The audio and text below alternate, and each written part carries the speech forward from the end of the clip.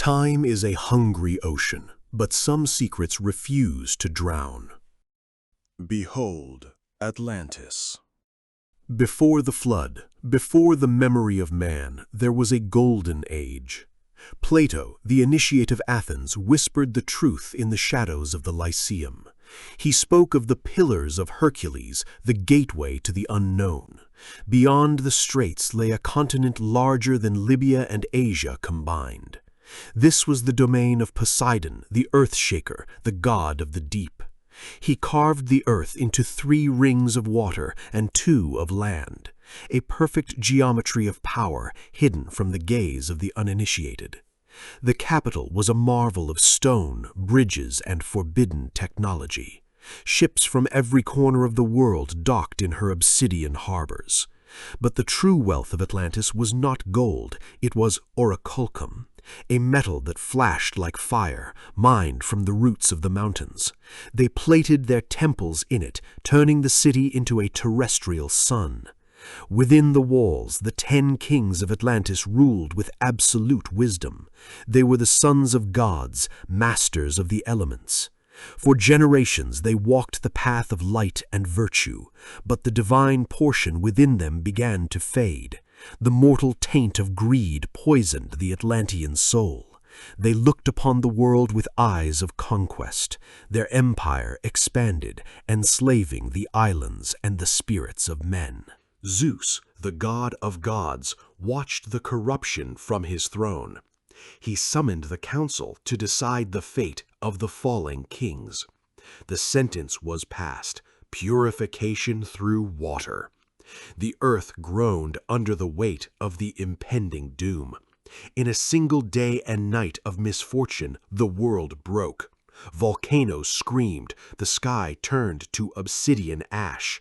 The great wave rose, a wall of liquid shadow.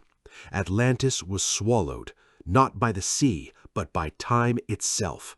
The bells of the temples rang one last time underwater.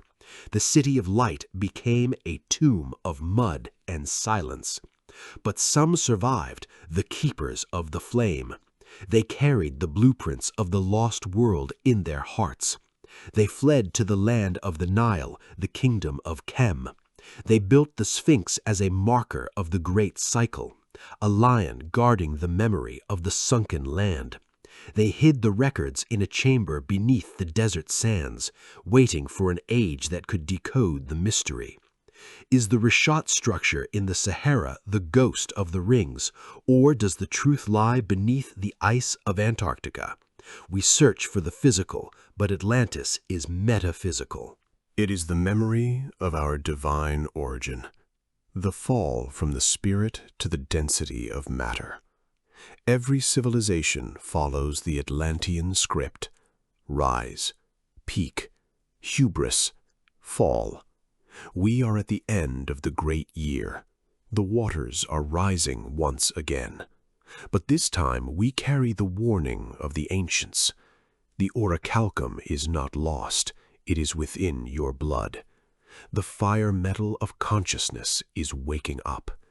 The rings of Atlantis are the chakras of the world. To find the city, you must navigate the inner ocean, through the pillars of the ego into the heart of the self. There the temple of Poseidon still stands, untouched by the storms of time and decay. The kings have gone, but the wisdom remains. It is the story of what we were and what we must become. The tide is turning. The islands are rising. Will you answer the call of the deep? Atlantis is not a ghost. It is a prophecy. Remember the fire. Remember the fall.